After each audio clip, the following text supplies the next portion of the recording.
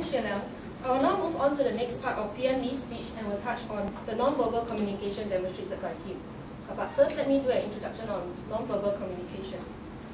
Non-verbal communication is usually understood as the process of communication through sending and receiving messages without words.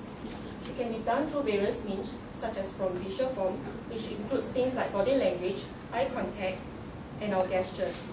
And next, we have vocal, where the meaning of the same words can be changed by the use of different tone. And time. Time can be viewed as our own status and power in relation to others. For example, we can view the situation where a subordinate and his boss about arriving at a meeting time, because normally a boss will arrive at a place later than his subordinate. Okay. And now we know that a skillful communicator understands the importance of non-verbal communication and use it to increase the effectiveness of their speech. I will now take two examples from PM Lee's action, as you can see the two examples there, where he makes his speech to the Parliament and use them to illustrate non-verbal communication. Here's a short video of what my analysis is based upon. Let me ask the member whether he thinks the DPM ought to resign because of this. No answer. So I think that settles that one. Okay. From the video, we can actually see that PM Lee does not require an answer for his question.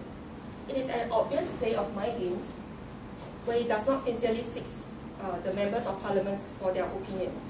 Actually, PM Lee should not have asked the question directly to the members of Parliament. If he sincerely seeks an answer from the members of Parliament, he should have seek permission to the Speaker of the Parliament. Okay, the Speaker in this context, in the politics context, is the person who ensures orderly conduct of parliamentary business. But in this case, PM Lee did not follow the proper procedure and took the matters on his own. And moving on to the next part of his action, we see that PM Lee rushes off from the podium. The non-verbal communication illustrated here is his body language. It shows impatience in ending the speech and is also disinterested in making further address about the matter. And there are quite a few negative implications to his non-verbal communication.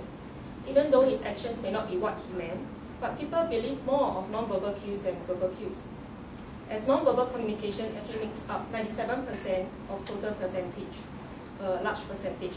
Hence comes the phrase "action speaks louder than words." Due to the various factors, we conclude that PM Lee was not very keen to make proper address and carry on his speech further on in the Parliament. I shall now give a conclusion to our group's presentation.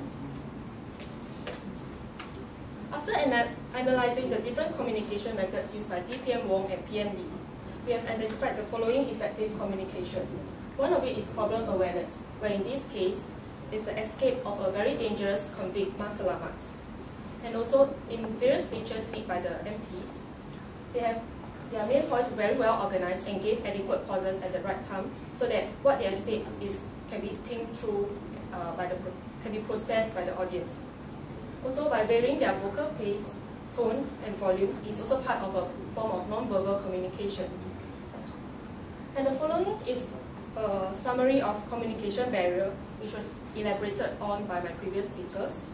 Hence, we conclude of the implication of these barriers is that the public will misunderstand what are the main points is the government trying to bring across to us, the public.